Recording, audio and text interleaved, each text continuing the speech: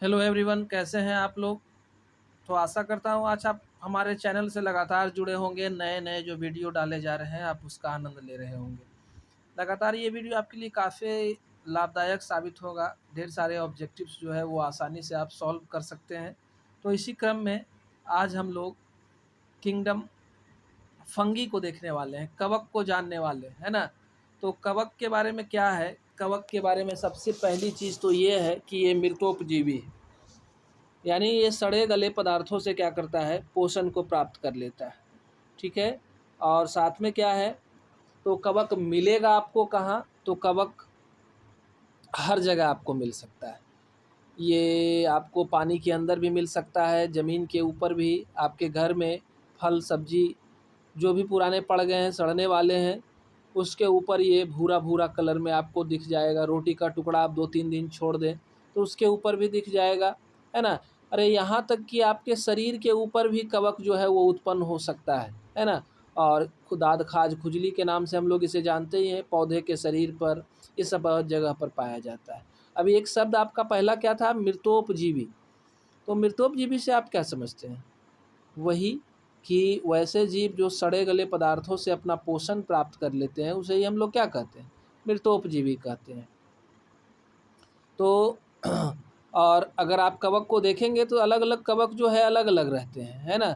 उनके कुछ तो कवक जो है जैसे कि आप पहले एक देखें मशरूम या अगेरिकस या टोडस्टूल को देखें। ये कवक को हम लोग भोजन के रूप में भी प्रयुक्त करते हैं। आखिर क्यों?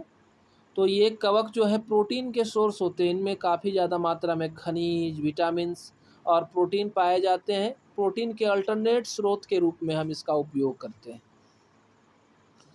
बहुत सारे कवक तो ऐसे हैं कि बीमारी उत्पन्न करते हैं। जैसे सरसों की पत्ती पर अगर आपको सफ़ेद चित्ती दिख जाए तो आप समझ लो कि ये कवक है और ये परजीवी के रूप में वहाँ उत्पन्न हो रहे हैं, है ना।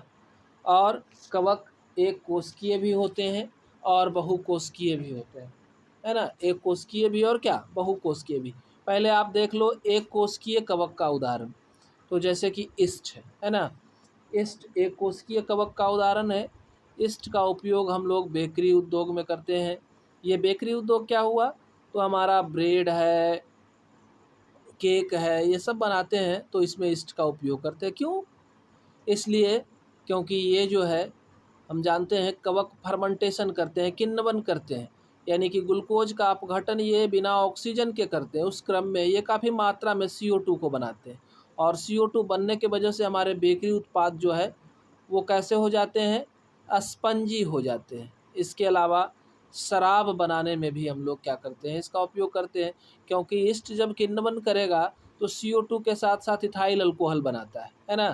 अब आपसे पूछ दे कि शराब बनाने में या बेकरी के बनाने में हम लोग किस कवक का प्रयोग करते हैं, तो हम लोग सैक्रोमाइसिस सेरिवेसी कवक का उपयोग करते हैं ना। कवक हमारे लिए काफ़ी फ़ायदेमंद भी है। बहुत सारे प्रतिजैविक एंटीबायोटिक्स जो है वो कवक के द्वारा बनाए जाते हैं। और तो और ये कवक बीमारी भी उत्पन्न करते हैं, पौधा और जंतु दोनों में। एक बीमारी तो आपने देखा ऊपर सरसों की पत्ती के ऊपर, दूसरा जो है गेहूं में गेरुआ रोग, रस्ट रोग जो है वो काउज होता है एक बैक्टीरिया फंगस से, जिसका नाम है पैक्सीनिया ग्रामिनिस, है ना। और हम जानते हैं कि हमारा पहला एंटीबायोटिक जो है वो क्या है, पेनिसिलिन है। इसका निर्माण भी किससे हुआ था, तो पेनिसिलियम नोटेटम कवक से हुआ था, है ना। तो ये है जनरली गर्म और नम स्थान पर कवक का उत्पन्न होते हैं, है ना। इनको उत्पन्न होने के लिए गर्मी के साथ साथ नमी की भी आवश्यकता होती है। अब कवक को आप देखेंगे तो देखिए एक ब्रेड के ऊपर उत्पन्न हुआ है कवक, उसी को दिखाया गया है। आपको इसमें क्या दिखाया है, माइक्रोस्कोप में देखने के बाद हमें ढेर सारे धागे जैसी संरचना दिखाई दे रही है ना। तो हर धागे को हम लोग क्या बोलते हैं, हाइफी बोलते हैं, ठीक है। और क्या, तो हाइफी के बाद जो है सभी धागा जो है जितना सारा हाइफी है सभी को कंबाइंड रूप से क्या कहते हैं, माइसेलियम कहते हैं। और ऊपर गोल धागा गोल बंडल जैसा कुछ दिख रहा है वो स्पोरेंजियम है, यहाँ स्पोर जमा है ना। तो जिसके द्वारा वो फिर से नए कवक का निर्माण करेंगे। कवक का कुछ उदाहरण देखते चलिए, जैसे मशरूम हो गया, पफ बॉल है, ब्रैकेट फंगी है ना। ये सब वृक्ष और लकड़ी के टुकड़ों पर भी उग सकते हैं। इसके अलावा ये जो फंगस हैं, फंगस के हाइफी जो होते हैं वो बहुकोशिकीय भी होते हैं, है ना, और इसमें बहुत सारे केंद्रक भी होते हैं। इस पर एक टर्म है, एक शब्द है कि कोइनोसाइट हाइफी। कोइनोसाइट हाइफी किसे कहते हैं? अगर एक हाइफा के अंदर ढेर सारा केंद्रक उपस्थित हो तो उसी को क्या कहते हैं? कोइनोसाइट हाइफी कहते हैं। एक चीज़ और है आपका, ये देखिए फिगर को देखिए, ये वाला फिगर किनारे पर जो है आपका, अगर फंगस में ये जो हाइफी है आपका, है ना, ये हाइफी कैसा दिखे? खंड खंड में बटा हुआ आपको दिखाई दे तो समझ लें इस फंगी को सेप्टेट कहेंगे। अगर इसमें सेगमेंटेशन नहीं पाया जाए, खंड में बटा हुआ नहीं दिखाई दे, तो इसे क्या कहते हैं? एसेप्टेट हाइफी कहते हैं। ठीक है। कवक का कोशिका भित्ति का अगर बात किया जाए, इसमें कोशिका भित्ति पाई जाती है। ठीक है। तो ये कोशिका भित्ति अगर हो तो ये काइटिन और पॉलीसेकेराइड से मिलकर के बना होता है। बाकी तो हम जानते हैं सड़े गले पदार्थों से ही भोजन को ये लेते हैं, है ना। कवक जो है जीवित पौधे और जंतु के ऊपर अगर मिलेगा तो वो परजीवी जीवन गुजारेगा। आगे है, कवक की कोशिका भित्ति जो है पाचक एंजाइम को जटिल कार्बनिक पदार्थ पर छोड़ करके क्या करता है? उसको घोल में बदल लेता है और अवशोषित कर लेता है। कहता है कि ये सड़े गले पदार्थों से भोजन कैसे लेते हैं? तो क्या करेगा? इसका जो कोशिका भित्ति है वो एंजाइम का स्राव करता है और जिससे क्या होता है कि वो जो उसका कवर है सड़ा गला पदार्थ का वो गल जाता है और फिर इसको निगल लेता है ये। अब कवक कभी कभी क्या करते हैं? सहजीवी संबंध का भी निर्माण करते हैं। मान लो कवक अगर शैवाल के साथ रह रहे हैं तो ये लाइकेन कहलाते हैं। इसमें क्या है मालूम है ना कि कवक तो मृतोपजीवी है, शैवाल जो है वो हरा है, प्रकाश संश्लेषण कर सकता है। तो अगर शैवाल खाना बनाएगा तो वो क्या करेगा? कवक को भी भोजन प्रदान करेगा। कभी कभी उच्च पौधों की जड़ें जैसे कि यूकेलिप्टस वगैरह, उसके जड़ में जो है कवक रहता है, तो उस संबंध को हम लोग माइकोराइजा कहते हैं। क्या होता है उसमें कि उच्च पौधे की जड़ों को कवक जो है मिनरल्स अवशोषित करके देता है, बदले में उच्च पौधा का जड़ जो है इसको क्या देगा? तो इसको कार्बोहाइड्रेट देता है, तो दोनों का काम चल जाता है।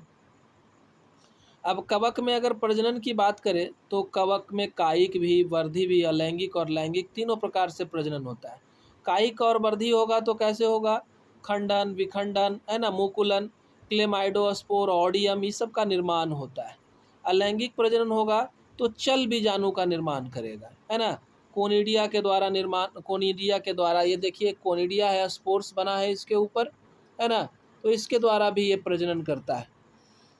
स्पोरोजोअन, एस्कोस्पोर, बैसिडियोस्पोर, तो इसके टाइप के अनुसार से कुछ स्पोर्स को हम लोग एस्कोस्पोर और कुछ स्पोर को बैसिडियोस्पोर्स कहते हैं।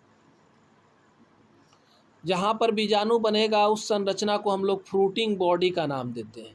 अब आगे देखिए कि इसमें लैंगिक प्रजनन अगर होता है तो कैसे कैसे होगा भाई?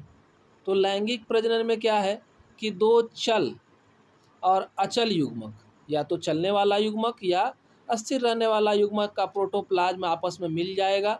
तो जब दो कोशिका का प्रोटोप्लाज्म आपस में मिलता है तो उसको क्या बोलते हैं? प्लाज्मोगैमी कहते हैं। ठीक है।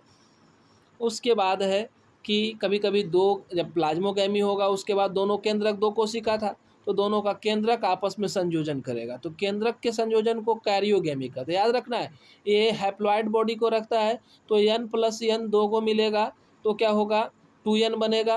तो ये 2n बहुत दिन तक तो कैरियोगैमी में क्या होता है? चुपचाप पड़ा रहता है, फिर एकाएक विभाजन करता है, फिर आगे पढ़ते हैं हम लोग। और जब ये दोनों मिल जाएंगे तो अगर मान लो दो को युग्मक मिला, नर और मादा युग्मक दोनों मिलेंगे तो जायगोट बनाएंगे, और जायगोट में फिर क्या होता है? अर्धसूत्री विभाजन होता है, तब अगुणित स्पोर का निर्माण होगा, है ना, और उसी से नया पौधा बनेगा।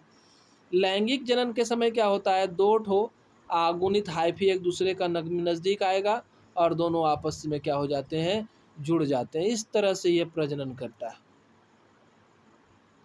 कुछ कवक में क्या होता है कि दो अगुणित कोशिका के संयोजन से क्या होगा? दो कोशिका जुड़ेगा तो n+n 2n बनेगा, है ना, द्विगुणित रचना।